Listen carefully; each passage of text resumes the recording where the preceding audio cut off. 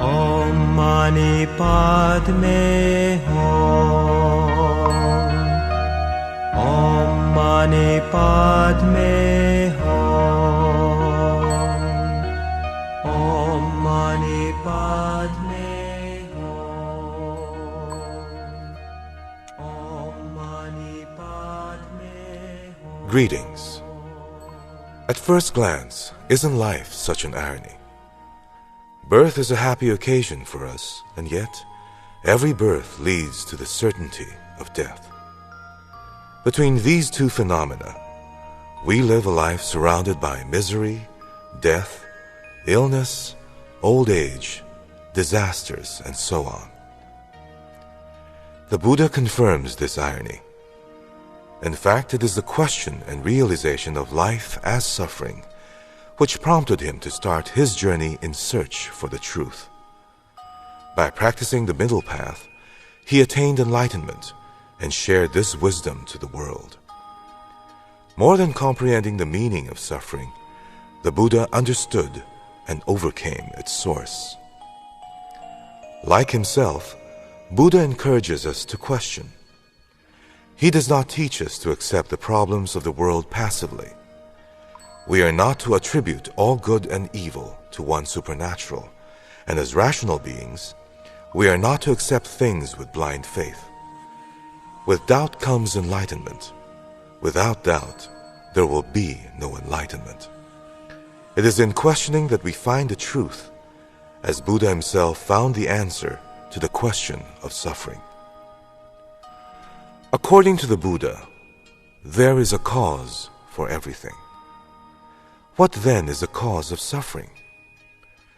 Suffering arises because of human desires, greed, selfishness, attachments to worldly materials, and the failure of people to realize that all is but temporal. In short, suffering arises because we allow ourselves to cling on to the very things that drag us to it. When we attach ourselves to material wealth, aren't we in constant fear of being robbed? Aren't we preoccupied with thoughts of where to keep it and how to increase it? Precisely. This fear and worry is causing us to suffer. We have often heard that life is but a dream, a bubble, like magic, here now, gone tomorrow.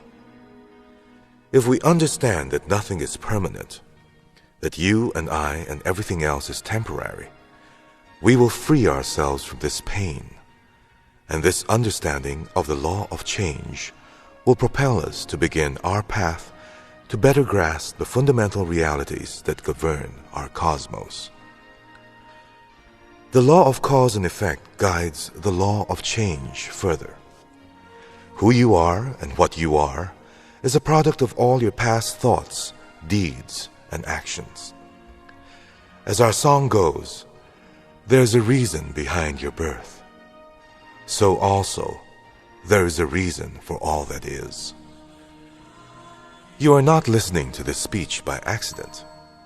There is definitely a cause and condition that allow for this situation.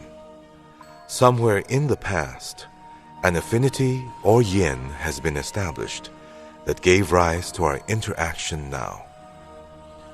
This is more commonly associated with karma. We are in the plane of reality where karma leads us from one life to another. Thus, we experience birth and death repeatedly. You may ask, doesn't this mean the experience of suffering over and over again? What then is the sense of all these? Or how do we end all these hardships and pain? Again, the Buddha teaches us that the road to end all sufferings is by the practice of the Noble Eightfold Path, or by the practice of right speech, right action, right livelihood, right effort, right mindfulness, right concentration, right understanding, and right thoughts. Through this path, we attain true happiness that will ultimately lead us to the Pure Land where samsara, or the cycle of birth and death, will cease, and where true happiness begins. This is what we call enlightenment.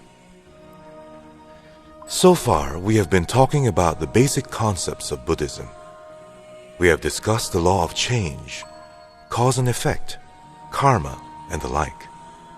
With this brief introduction, we recognize a link that connects science with Buddhism, and we begin to doubt our previously held biases. Isn't Buddhism and science opposed to each other? Isn't it that one essentially negates the other? Well, unlike many belief structures that often come in conflict with scientific breakthroughs, Buddhism takes a very logical and scientific approach in its teachings. The fact is that Buddhist principles are constantly affirmed by new scientific discoveries, and both frequently complement each other. Some examples of these are found in our song, Science and Buddhism. These truths expounded by the Buddha 2,500 years ago are only beginning to come to scientific light. One such example is the quantum theory, which science has only recently been able to verify. Buddha has already disclosed this theory on his discourses about the law of change during his earthly life. From the physical matter of interest to physics, unto the complicated study of the human mind and behavior of psychology, Buddhism has proven time and again the veracity of its teachings. Many thoughts, ideas, and principles from Buddhist tenets remain incomparable by modern science.